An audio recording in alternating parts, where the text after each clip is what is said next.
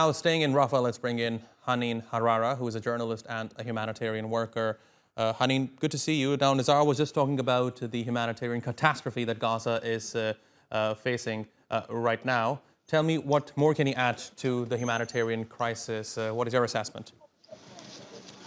Well, this is more than 10 weeks of the hell that children and families here are just go through and forced to deal with this condition and miserable situation. If we talk about the humanitarian situation that are dire and devastating every single day, day by day, for those people who are displaced from their homes and reach the Rafah city to just reside here and escaping from the bombing, shellings, and rockets, and just go to be a small and simple shelters as a tents. Here we just will start with those people, how they are just spend their nights.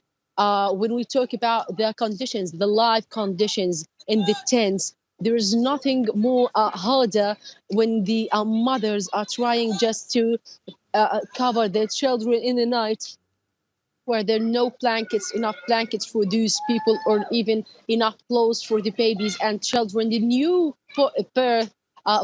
newborn babies who are just need specific care and medical care, even where no medical care or medical supplies here all over the Gaza Strip. We're talking about a shortage, a huge shortage of medical supplies that the families are rich.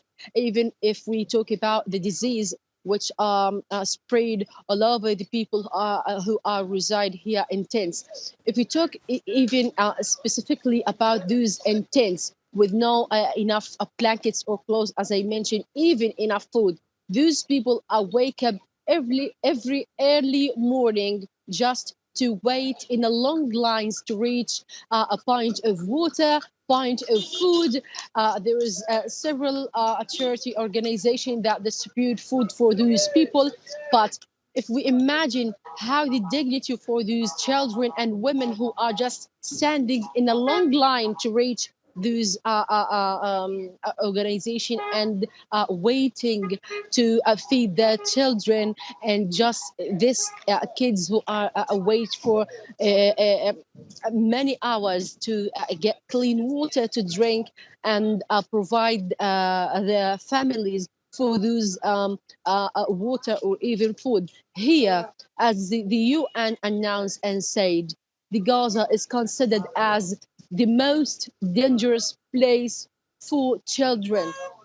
And as the WHO announced that every 10 minutes in Gaza there is a child killed, a child dies. So we're talking about massacres are just ongoing till this moment all over the Gaza Strip, even at the southern Gaza Strip, as the Israeli authorities claim that this will be a safe zone for people who are evacuated from their homes that located northern or eastern or even the Gaza city. We are talking about hard living circumstances and conditions for those mummies. There's no enough supplies and even medical care supplies for the mothers.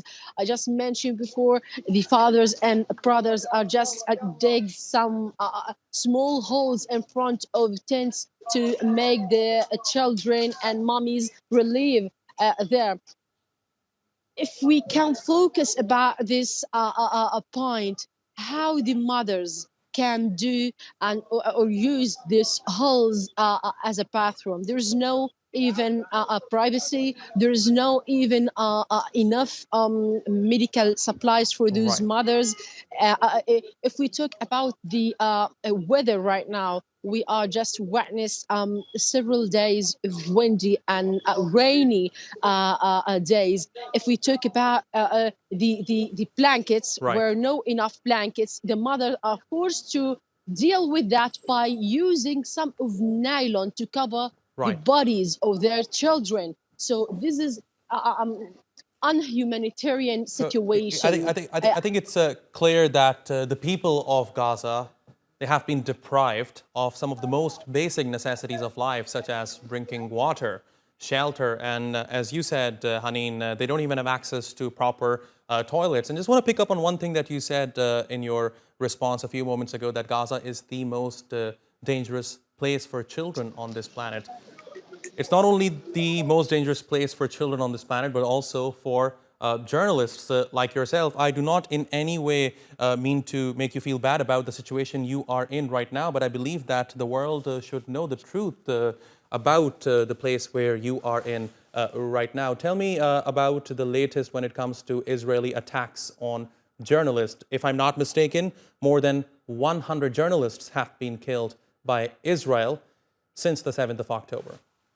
It is, yes, as you mentioned, that more than 100 journalists have been killed by an Israeli airstrikes and bombing every single area all over the Gaza Strip.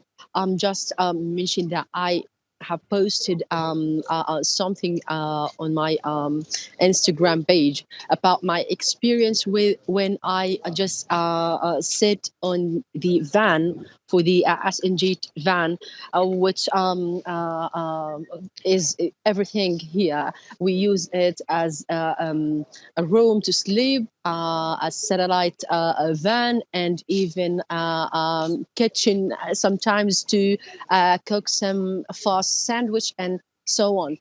When I was standing there, I just witnessed a horrified and a horrible strikes in front of me, just a meters from me, and was the most terrifying moment that I have ever from 80 days of ongoing massacres and appalling atrocities. When you're facing the death in front of you and the shards of rockets are just falling a few meters of you and you think it is over right now, it's your turn right now, because there is no security for the journalists, as we experience from the field on the ground, as many of our colleagues are just dead while they're covering the updates from Gaza Strip, and you feel like it is the end.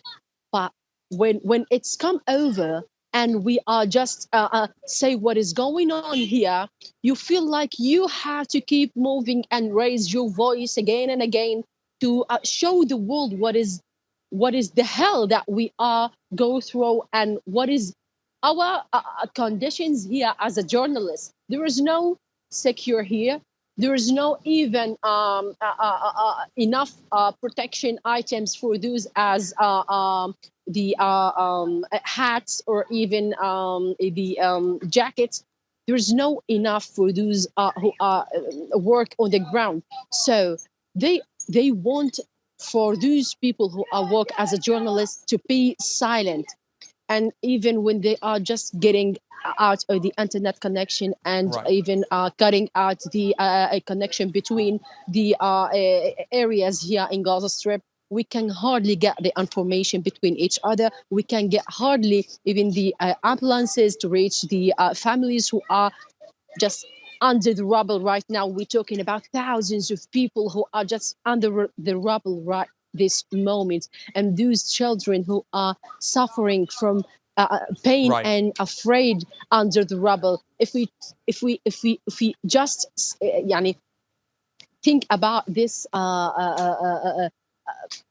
conditions of those people, Right. I know, and the people are really know very well they are died Indeed, the right now. But circumstances are before absolutely they appalling. died, yes, before they died, when the Israeli airstrikes targeted the homes and residential buildings and the mosque that have a lot of displaced people there, Right. they just when they targeted, many people are just have a hope of being alive. But when the ambulances cannot even reach these people, they suffer from two sides. They suffer from the pain of getting wounded, and they suffer from the scary moments that they are witnessing under the rubble.